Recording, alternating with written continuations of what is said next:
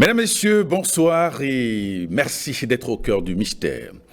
Les religions et les cercles initiatiques ont souvent recours à des rites de consécration pour élever le taux vibratoire des lieux de culte ou au profit des personnes. Ces actes solennels et hautement mystiques ont une portée énergétique. Ce soir, nous nous focaliserons sur ces gestes en apparence banals, mais d'une envergure magique. Dans un instant, parole aux spécialistes.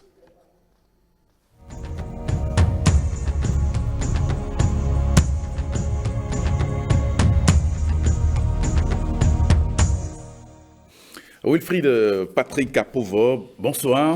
Bonsoir, Privel. Vous êtes instructeur spirituel, angiologue et puis astro-kabbaliste. Oui. Alors, ce soir, nous allons parler donc de la consécration. Alors, qu'est-ce que c'est qu'une consécration? Déjà, entendez par consécration, c'est dédier quelque chose à, consacrer à une entité, à une énergie, à une vibration ou à un quantum de vibration pour que cette chose puisse être utile dans. Donc, ça veut dire que quoi? On pourrait voir qu'il y a une consécration liée aux légions de lumière et il y a également une consécration liée aux légions de l'ombre. Alors, pourquoi doit-on consacrer une maison, une personne, un objet ou une société? Je prends un exemple simple. Bon, dans nos centums, on a du sel, par exemple, qu'on utilise. Dans nos cuisines, on a également du sel. Dans nos centums, on a des encens qui sont faits à base de plantes ou d'épices que nous utilisons à la cuisine. Dans nos centums, on a également des bougies. Et il y a également de la bougie qu'on allume à la maison, par exemple, quand il y a pas d'électricité. C'est vrai. En apparence, c'est les mêmes objets, mais qui ne jouent pas le même rôle. L'un est resté purement physique, pendant que l'autre joue un rôle au-delà du physique. C'est-à-dire transcende le physique pour entrer dans les causes même de tout ce qui est physique. Et donc, il est important, quand par exemple vous devez utiliser quelque chose pour un rituel, de consacrer la chose à l'entité, ou du moins aux entités de lumière, pour que ces entités puissent vous aider à vous élever quand vous allez utiliser ces choses-là. D'accord. Alors, doit-on consacrer une personne ou une maison à une entité ou à une divinité?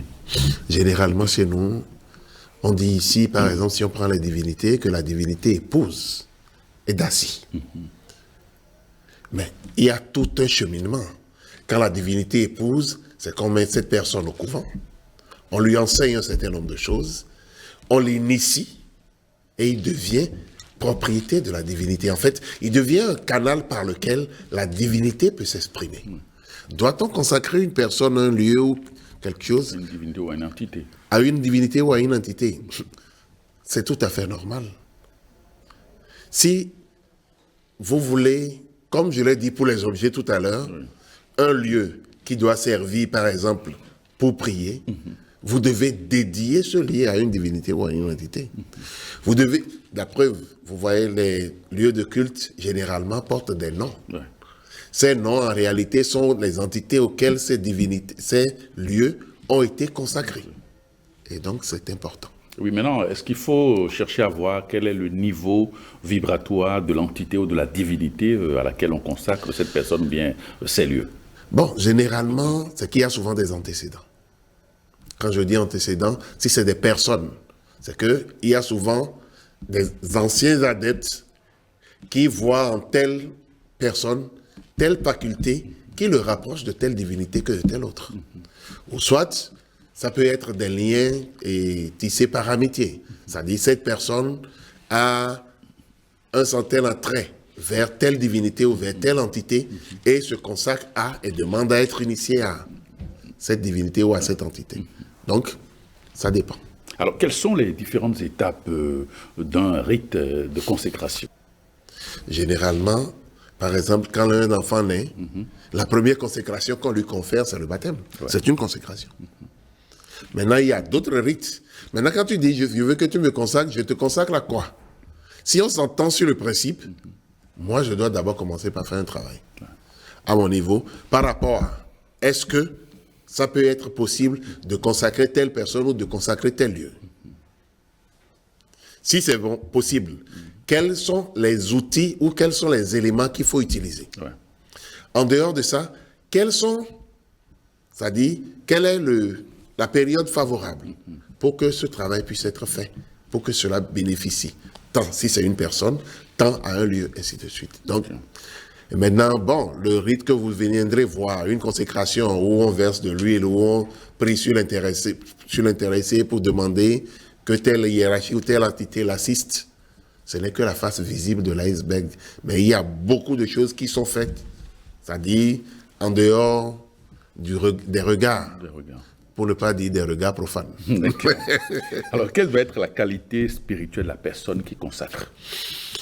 Oui, généralement, c'est vrai que si la personne qui consacre a un certain niveau spirituel, oui, ça rehausse le rituel d'une consécration. Oui. Mais il y a une chose que je dis. Tout spirituel ou tout adepte, se reconnaissant d'abord pécheur avant de faire n'importe quel rite, on fait ce qu'on appelle un rite d'absolution, c'est-à-dire un rite de purification. Et ce rite de purification permet en fait à l'opérateur de se rapprocher davantage de l'entité qu'il évoque. Ouais. Maintenant, s'il ne fait pas ce rite de purification, généralement, pratiquement, on récite souvent le psaume, par exemple, 51, ouais, qui te permet de te reconnaître comme pécheur, ouais, et en même temps de demander à être pur pour pouvoir exécuter convenablement le rite auquel tu veux te consacrer. Donc moi, je dis, je ne mets pas en cause le niveau spirituel de la personne qui consacre, mais je mets peut-être en cause le niveau de réception de la personne qui reçoit la consécration. La consécration. Je dis. Ok. Alors, comment évaluer l'efficacité d'un rite de consécration? Ça dépend. Ouais.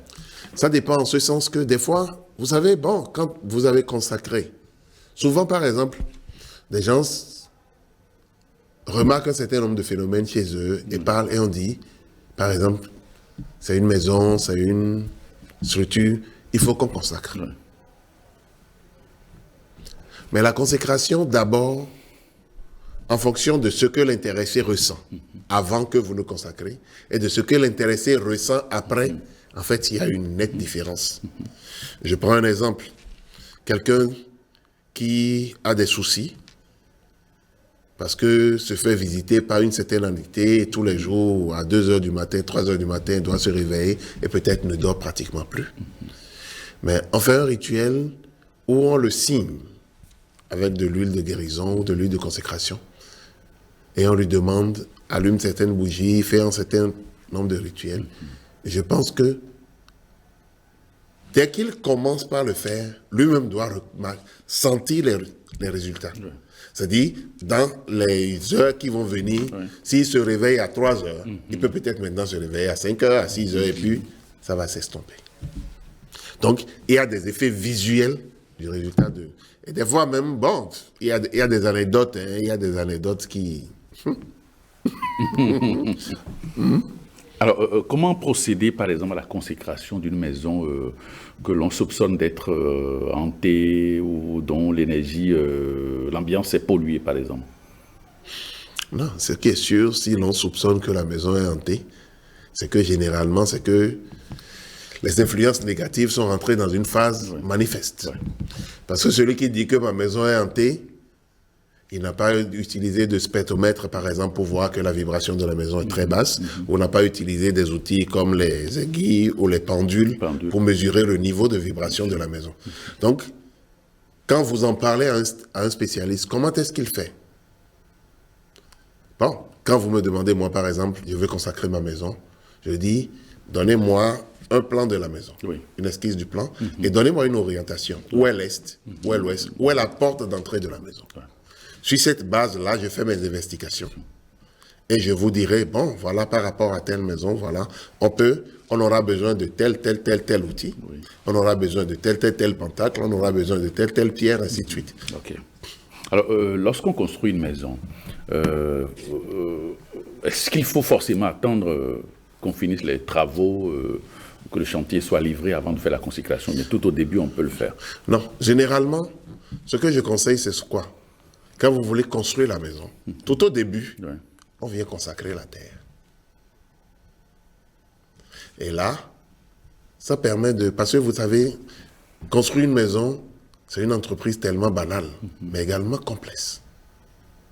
Complexe en ce sens que, moi je dis, si sur votre chantier, des gens doivent se blesser, doivent avoir des séquelles qu'ils doivent porter à vie, c'est qu'il y a quelque chose qui ne va pas. Et donc ce travail, cette consécration qu'on vient faire de la terre, invite des entités de lumière à travailler avec les ouvriers qui sont sur le chantier. Ça évite des... Bon, on est sur un chantier, c'est vrai, on prend les mesures de protection, mais il y a des incidents qu'on ne peut pas arriver à éviter. Mais quand on invite des hiérarchies de lumière, ces incidents peuvent être évités. C'est-à-dire de la façon la plus simple et de la façon la plus banale. Bon, maintenant, quand on finit de faire ça, souvent, moi, je dis aux gens, bon, ça c'est d'expérience, hein, sinon, comme dit, on consacre. Mais vous savez, les ouvriers, généralement, quand ils sont sur le chantier, il faut encore creuser ici, il faut encore creuser là-bas. Parce que quand on consacre, en fait, on enfouit des choses pour ceinturer l'espace. Et disposer d'une certaine façon. Maintenant, si on enlève une de ces choses enfouies, en fait, ça fait une porte ouverte. Des fois, c'est fait de façon consciente, des fois, c'est fait de façon inconsciente. Donc, ce que je demande, c'est qu'on lève les fondations jusqu'au niveau chaînage et peut-être même finir les dalles et ne pas faire la forme d'allage du bas du bâtiment. Et là, on consacre. Là, on est sûr que tout ce qu'on a mis, plus personne ne va enlever. Il est arrivé des fois où on a mis des choses où c'est le chien de l'intéressé qui est allé déterrer à plusieurs reprises. Et donc, bon. Mais une chose est certaine, quand on respecte, c'est-à-dire ce cheminement, aujourd'hui, bon, ça se fait de la façon la plus simple, de la façon la plus discrète, sans que, bon, plus personne ne peut enlever à moins que l'intéressé lui-même l'enlève. C'est dit. Alors, est-ce que lorsqu'on engage les travaux, disons, de construction d'une maison, est-ce qu'il faut d'abord faire la clôture, c'est-à-dire de l'espace, de la parcelle, tout ça, clôture de la parcelle, avant de démarrer les travaux, ou chemin faisant, on peut procéder à la clôture? Vous savez, il y a une loi très importante, souvent que je dis aux gens. On dit au début de son œuvre, Dieu délimita l'espace dans lequel cette œuvre doit se développer.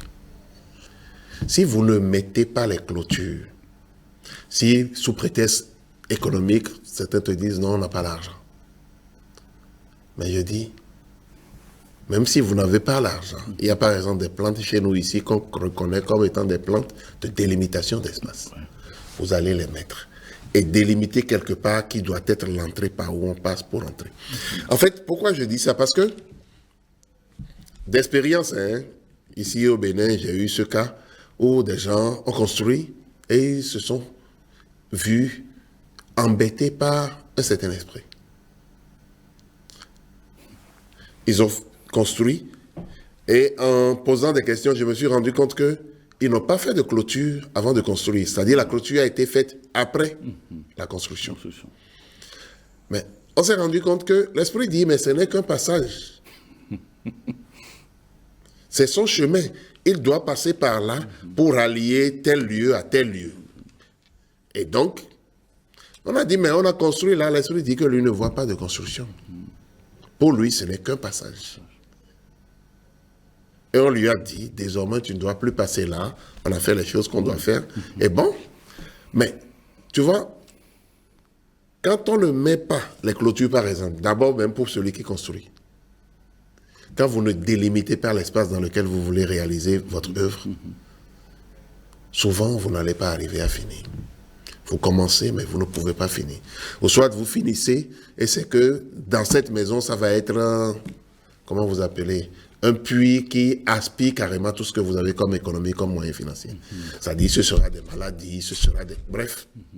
Donc, autant que faire se peut, si vous ne pouvez pas mettre des briques, mettez au moins quelque chose pour ceinturer. La preuve, vous voyez, je ne sais pas, mais je sais que les bâtisseurs ou les maçons sont des gens qui étaient des initiés.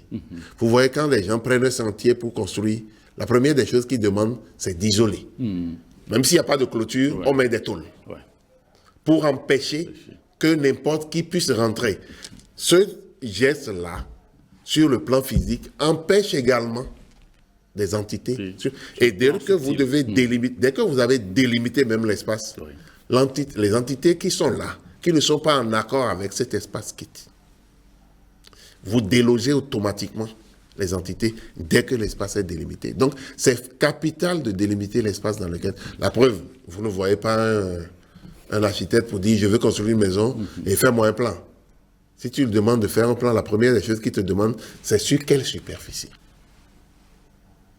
Donc, il faut qu'il maîtrise... C'est en fonction de la superficie qu'il peut te faire des propositions.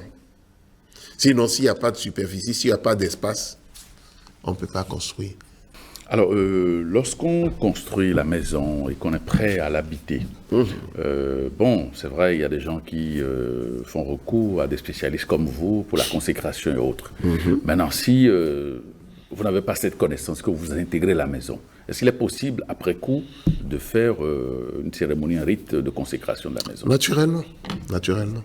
Sinon, aujourd'hui, quand même, ce n'est plus un secret pour personne. On ne rentre pas dans une maison comme ça. Vous allez m'excuser, hein, c'est vrai, aujourd'hui, nous sommes tous, pour la plupart, en location. On passe de maison en maison. Vous allez voir, vous allez louer dans une maison où vous serez tellement en harmonie avec votre famille. Mais il y a des maisons dans lesquelles vous allez loger où... C'est que cette maison va faire éclater votre famille. Vous savez, généralement, quand l'homme vit dans un espace, tout ce qu'il ressent émotionnellement, il le laisse autour de lui. Donc, généralement, vous allez voir des gens qui louent des maisons, mais qui héritent d'un héritage émotionnel de ceux qui ont habité la maison avant lui. Vous n'avez pas la connaissance, vous entrez là-bas. C'est vrai, ça peut, si c'est positif, ce serait très bien pour vous. Mais si c'est négatif, imaginez l'impact que ça pourrait avoir sur vous. Et généralement, pour des connaisseurs, on dit, on ne se lève pas pour aller habiter une nouvelle maison parce que, bon, vous avez un problème avec votre propriétaire ou vous voulez vous déplacer parce que vous avez déjà fait trop de temps quelque part.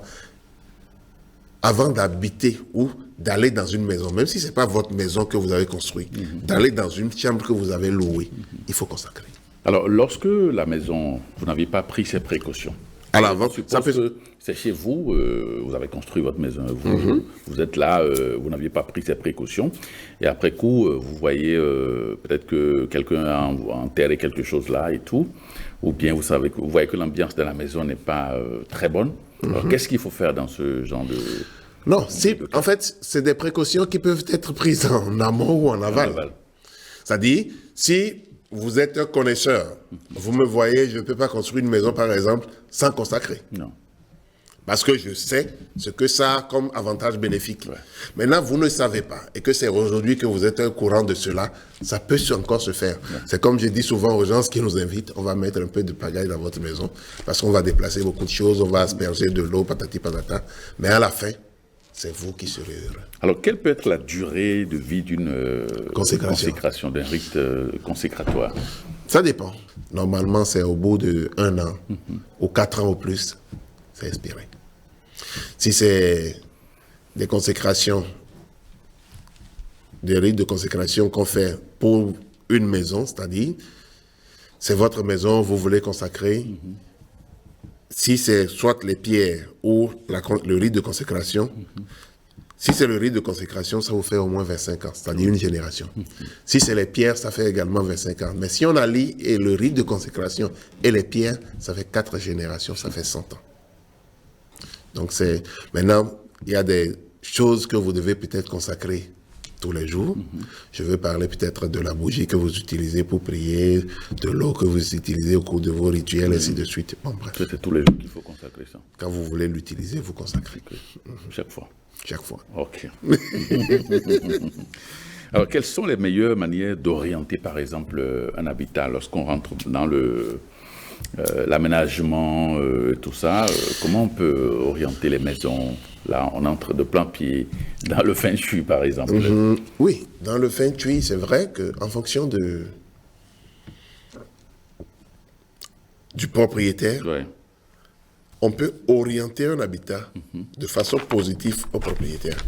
Et là, généralement, c'est que bon, il faut voir. Mais ce qui est conseillé, de façon générale, on dit, dans les orientations, faites en sorte que votre habitat puisse recevoir la lumière du soleil levant.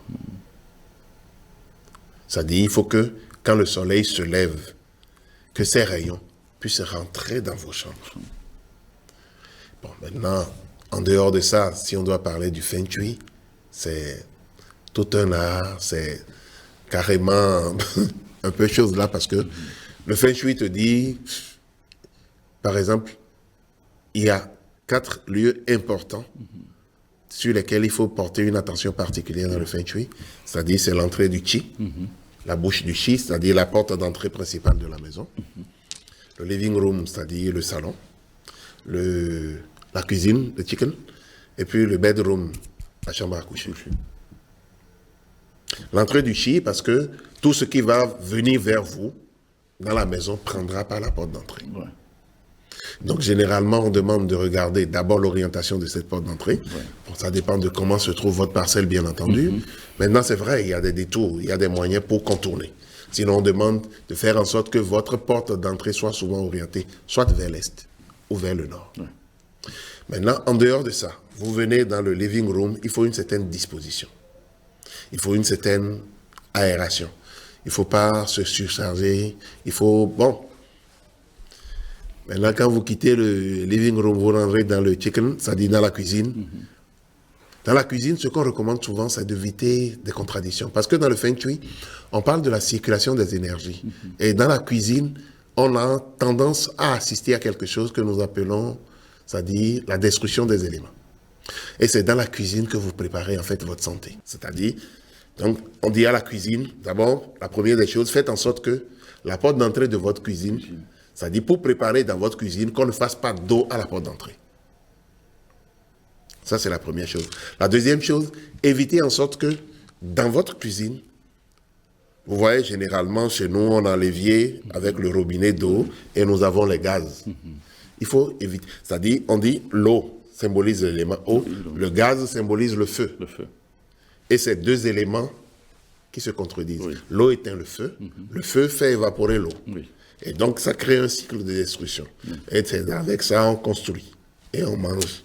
Et donc, on s'auto-détruit également. Donc, généralement, quand c'est le cas, vous avez le gaz et l'évier de l'eau à côté. Nous, on demande pour juste corriger, mettez un bout de bois dans les deux. C'est-à-dire entre les deux. Oui. Et là, parce qu'on dit, l'eau nourrit le bois nourrit le feu. Et là, ça dit du cycle de destruction, vous créez un cycle de production. Alors, est-ce qu'il faut refaire, comme on l'a dit de temps en temps, les rites de consécration? Oui, en fonction de la périodicité. Oui. Je prends un exemple, vous faites un rituel pour un an. Oui. Généralement, c'est de 1 à 4 ans, au moins. Et si ça fait ce temps dépasse, il faut répéter. Sinon, de moins, comme on le dit souvent, la fréquence crée une ambiance. Oui. Plus ça se répète, plus l'ambiance est grande, c'est dit. Alors, lorsque, on remarque au niveau des religions, lorsqu'un fidèle veut intégrer sa maison, ou si c'est peut-être le lieu de culte, on voit que les leaders religieux ont leur dispositif de consécration. Naturellement. Quelle peut être l'efficacité d'un tel dispositif? Vous savez, je n'ai pas l'apanage de la connaissance ou de la science infuse, mais ce que je sais, c'est comme le dit l'autre, quand l'homme croit en ce qu'il fait, il a alors la capacité d'inviter des hiérarchies spirituelles plus denses que lui, pour venir véritablement faire ce qui doit être fait. Généralement, il y a une chose que nos tradis praticiens disent, que j'admire beaucoup. Avant de faire un rituel, dans les prières, on dit que si je ne sais pas faire et que je fais mal, corrigez. Si je fais bien, prenez. Faites en sorte que nous puissions atteindre les résultats escomptés. Donc, je dirais que c'est pratiquement la même chose. Une chose est certaine, si c'est déjà une congrégation religieuse, c'est qu'il y a des rites qui sont déjà certifiés, et ainsi de suite. Et quand c'est fait, généralement, tous, autant que nous sommes, nous aspirons à nous relier à la lumière. Donc, on ne peut qu'encourager de tels faits. Bon, il y a des gens qui ont recours à des spécialistes qui viennent faire des opérations de consécration. Et puis après coup, c'est des problèmes dans la maison, parce que tout dépend aussi des ingrédients, peut-être que le spécialiste a utilisé, soi-disant, pour consacrer la maison. Bon, ça dépend. Comment éviter ces genres de pièges? Non, ça dépend. Vous savez, j'ai eu des gens, par exemple, ici, qui ont demandé à ce que je vienne faire des consécrations chez eux. Et qui ont soulevé un problème. Ah, j'ai fait quelque chose chez moi, chez nous, hein, ce qu'on fait chez nous, là, Hueli. Je leur ai dit, allez consulter. Demandez si ma consécration aura une conséquence sur votre Hueli. Il peut arriver qu'on fait des rituels qui ne soient peut-être pas en harmonie avec vous et qui créent des problèmes. Vous voyez, on est dans ce studio, c'est parce qu'on a allumé les projecteurs qu'on voit bien. Mais dès qu'on éteint les projecteurs, l'ombre reprend la place. Mais où était passée l'ombre au moment où on avait allumé les projecteurs? L'ombre est toujours là. Mais c'est les particules de la lumière qui éclairaient les particules de l'ombre et c'est pour ça qu'on voit clair. Donc, je dis, ce que je fais, c'est des rites de lumière. Si vous faites des rites de lumière et vous l'instaurez dans un milieu sombre, forcément, vous allez apporter de la lumière. Et donc, c'est important. C'est ça. Alors, lorsque on consacre, on l'a dit tout au début de l'émission, lorsqu'on consacre la maison à des entités, des divinités, est-ce que sur le plan éthérique ou astral, est-ce qu'on peut sentir la présence de ces entités-là dans la maison? Si on a la capacité je vais vous raconter une histoire, l'histoire de Jacob. Dans la Bible, dans Genèse, on dit que Jacob allait quelque part et il a dû passer la nuit quelque part où il a mis sa tête sur une pierre. Et il eut un songe. Il voyait que il y a une échelle qui reliait le ciel et la terre. Et les anges de l'Éternel montaient et descendaient par cette échelle. Quand il s'est réveillé, il a dit que lui ne savait pas que l'Éternel était en ce lieu. L'histoire raconte que ce lieu s'appelait Luz. Luz, là, ça veut dire quoi? En fait, paître. C'est une ville, en fait, dans laquelle tout ce que les gens faisaient, ce n'était que de la perte. Ils ne récoltaient que de la perte, des pertes. Et donc, ce lieu s'appelait Luz. Quand il s'est levé le matin, il a pris la pierre, il l'a dressée comme monument. Il a versé de l'huile sur son sommet. Et il a prié et a demandé à ce que l'Éternel établisse ici l'échelle de Jacob. Et ce lieu, il l'a baptisé ou l'a rebaptisé Bethel. Bethel, ça veut dire la maison de Dieu. Et on a vu tout ce qui s'est passé à Bethel. Donc, lorsque vous faites un travail sur le plan spirituel, ce qui est sûr, c'est comme je l'ai dit, vous, spirituellement, vous allez sentir que vous avez déclenché des énergies. Mais émotionnellement, ou dans les réalités, c'est dans les réalités que celui à qui vous avez fait le travail constatera l'impact des travaux. Je vais vous raconter une autre anecdote. Un jour, j'ai été contacté par une dame ici, qui a voulu, par exemple, qu'on aille faire une consécration chez elle.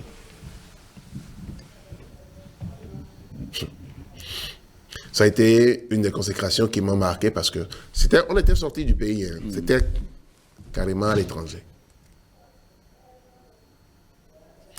On était là-bas en train de faire le travail. Et, comme j'aime bien le dire, l'Éternel envoie souvent des messages. Cette dame, fortuitement, est sortie et a rencontré quelqu'un qui s'avère être un visionnaire. Et le visionnaire disait à la dame, mais madame, vous avez des problèmes. Vous avez même une maison qui est envoûtée. Et il dit, mais attends, je suis en train de voir quelque chose. Il semble que, est-ce qu'il y a une église dans la maison? Parce que j'ai vu la maison, elle est toute noire. Mais du coup, il y a les anges qui sont en train de semer des paillettes de lumière et la maison est devenue très blanche. Oui, il doit y avoir une église dans la maison. Donc la dame regardait. Au moment où ils sont en train de parler, on était en train de consacrer la maison. À l'heure là même. Et le gars dit, mais non, ce qui se passe, c'est prodigieux. Qu'est-ce qui se passe? Qu'est-ce que vous avez fait? Et la dame lui dit, mais non, j'ai des frères qui sont allés là-bas hier. Et actuellement, ils doivent être en train de travailler dans la maison. Et le monsieur dit, c'est pas possible. Hier, et ils sont au nombre de combien? Parce que le quantum énergétique que je vois là, ça veut dire que ça doit être des centaines de personnes et ça doit être un groupe qui prie depuis plus de 20 ans, pour ne pas dire 30 ans. Et la dame dit, c'est seulement hier ils sont partis. Le monsieur a dit, non, c'est pas possible. Ils ne peuvent pas être partis hier et être capables de générer autant d'énergie. Aussi fort. Et le monsieur a insisté pour me rencontrer. Quand j'étais venu, vous faites quoi? Je dis, mais je prie. Vous faites quoi? Je dis, mais moi je prie avec les anges. Il a insisté pour avoir la clé d'une nouvelle dimension, le livre des anges, qu'il a dit, mais donc c'est avec ça, vous êtes arrivé à faire ça? Je dis, mais... Autre chose. Il dit, est-ce qu'il n'y a pas un autre secret? Je dis, mais mon frère, Dieu ne se cache pas, il se révèle, il suffit d'avoir les yeux et vous le verrez. Moi, j'ai fait le travail, mais c'est à toi qu'il a donné la grâce de voir ce que je faisais. Et ce que tu me dis là me permet de comprendre, j'en avais confiance, mais ça me renforce davantage dans la conviction de ce que j'ai pu faire. Mais je l'ai fait avec ça. Il n'en revenait pas. Il a commencé... Bon, on a travaillé un moment. Comment faire pour profiter d'un rite de consécration? Oui, le rite de consécration invoque les autres de lumière. Ouais. Invoque des hiérarchies de lumière. Vous aussi, faites l'effort, un temps soit peu, autant que faire se peut, de participer ou du moins de cultiver les vertus dans la maison. Ça amplifie l'énergie du rite. Ouais.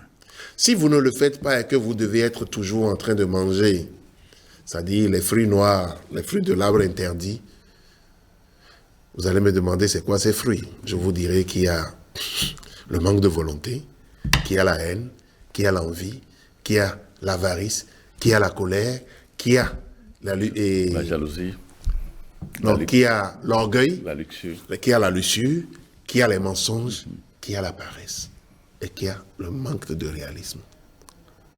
En fait, c'est des choses qui diminuent l'aura ou la lumière apportée dans une chose ou dans un lieu. Ouais.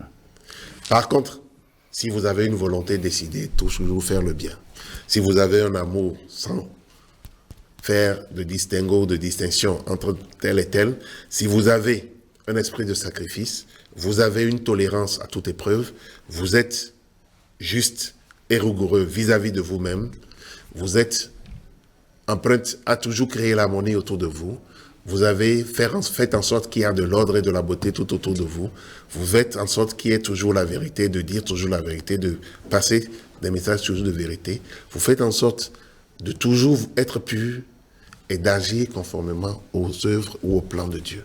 Là, vous amplifiez l'énergie de la consécration. Et ce qu'on a dit 20 ans, ça peut même faire 100 ans. Ce qu'on a dit 100 ans, ça peut faire plusieurs générations. Alors, vous aviez parlé des pierres précieuses. C'est vrai que les pierres existent avant l'apparition, certaines pierres existent avant l'apparition de l'être humain sur Terre. Naturellement. Alors, comment tirer profit de ces pierres-là? Si qu'on peut, à l'occasion de la consécration d'une maison, ou peut-être de la construction de la maison, les pierres qui peuvent entrer en ligne de compte. Oui, comment tirer profit? Je vais demander aux gens de se pencher par exemple sur la Bible encore, une fois, d'aller vers l'Apocalypse et de lire l'Apocalypse au chapitre 21. Il est décrit que la ville sainte est construite sur 12 fondations et que ces fondations en fait sont constituées de pierres pures. Et on en a cité 12. Ces 12 pierres en réalité sont les 12 pierres des 12 signes du zodiaque. Généralement, quand on doit consacrer, par exemple, une maison pour quelqu'un, il y a des exceptions, certes. Si on n'utilise pas des pierres pour sceller les angles, on utilise tout au moins la pierre du signe de l'intéressé au milieu de la consécration. Sinon, on utilise les pierres en analogie avec les signes d'angle de l'intéressé, c'est-à-dire le signe qu'il a à son ascendant, le signe de son descendant, le signe du milieu du ciel et du fond du ciel, et son signe solaire est au milieu. Pour la consécration. Donc toutes ces pierres-là ont leur importance dans le rite naturellement. naturellement. Ces pierres ont leur importance dans le rite consécratoire. Alors, lorsqu'on prend des maisons, aujourd'hui, le monde c'est un petit village, comme on dit. Ça, c'est vrai. Il y a tellement d'influences que nous recevons à force de voyager et tout. Vous voyez, dans nos sous-régions ici, quand vous voyez les formes de certains habitats et tout ça, ça correspond un peu à ce qu'on peut voir en Asie avec les toits qui sont pyramides. Et on peut peut-être avoir un toit pyramidal ou peut-être Souvent octogonal voilà, et tout ça. ou triangulaire. Alors, oui, triangulaire. Alors, quelle est la signification ou quelle est la portée énergétique de ces formes-là qui entrent dans le cadre des plans de maison, la construction des maisons? Et généralement, il faut comprendre qu'une chose. C'est vrai que, bon, la nouvelle architecture a cassé les normes que les maîtres ont instituées. Vous savez, on dit une maison, avant tout, doit être équilibrée. Quand je dis équilibrée, ça veut dire que si on divise la maison en deux, les mêmes choses qu'on voit d'un côté, on doit pouvoir les retrouver de l'autre. Ça, c'est un fait. L'autre, c'est que quand vous rentrez dans les ondes de forme, parce que en parlant de pyramide, ça c'est des ondes de forme. En fait, c'est des ondes, si vous respectez une certaine mesure, ça dit, si vous prenez, bon, une maison en forme et rectangulaire par exemple, c'est vrai, c'est les anciennes constructions. Aujourd'hui, elles sont un peu moindres. C'est des formes un peu bizarres ou des formes décalées que nous avons, des formes... Bref. Quand vous prenez le triangle, comme on le dit, c'est la première figure de cristallisation. Oui. Ça veut dire que quoi? Que tout ce que vous allez entreprendre dans une maison qui a les toits en forme triangulaire, vous allez pouvoir les réussir facilement. Mais si le toit est décalé, c'est vrai. Je dis, vous allez pouvoir toujours avoir un triangle. Oui. Peut-être pour des squats d'ornement, ainsi de suite, vous pouvez avoir. Mais bref, si c'est des pyramides, ça pourra aider énormément pour se régénérer, pour se restaurer, pour méditer. Des fois, vous avez, certes, vous rentrez dans des maisons, vous voyez ici, on peut mettre une pyramide en haut. Oui. Ça pourrait aider à régénérer et même à activer des intentions. Okay. Parce que des choses que vous allez penser en étant par exemple dans une construction pyramidale vont être amplifiées par l'univers. La consécration par exemple des entreprises, des sociétés, lorsqu'on arrive, il arrive que certaines personnes, bon peut-être sous le coup de l'ignorance, consacrent leur maison à des entités supérieures. Ça leur demande plus. C'est plus exigeant en termes d'attitude et de comportement. Naturellement. Bon, consacrer une entreprise à une entité supérieure, généralement, je dis pas. Ça dépend. Il y a... En se promenant dans Cotonou, quand même, on apprend beaucoup. Hein. Il y a quelque part un temps qu'on appelait et quelque part où on a donné le nom d'une entité qui incite à la boisson. Il y a quelque part où on a donné le nom d'une entité très très élevée. On ne trouve pas de clients. Ou du moins, on ne trouve personne pour venir demander quelque chose. C'est-à-dire les prestations, les activités que cette entreprise offre. C'est ça. Ça se comprend naturellement. Quand vous élevez, ça veut dire que pour que les gens puissent venir à vous, il faut qu'ils aient d'abord ce niveau-là. Et si l'on regarde dans la société, combien de personnes ont atteint les hauts niveaux? Donc il y a des noms, il faut faire attention. Pour les donner à une entreprise, même votre maison, vous savez, vous pouvez la baptiser. Oui. Vous pouvez donner un nom à votre maison. C'est-à-dire maison temps. Faites attention, donnez des noms qui permettent de vivre et de ne pas trop s'éloigner de la réalité matérielle. Merci. Merci Wilfried Patrick Lissa Pauvre. Merci infiniment pour ces précisions et ces informations. Amis téléspectateurs, merci de nous avoir suivis et cette émission se refait. On se retrouve très prochainement. Merci et à très bientôt.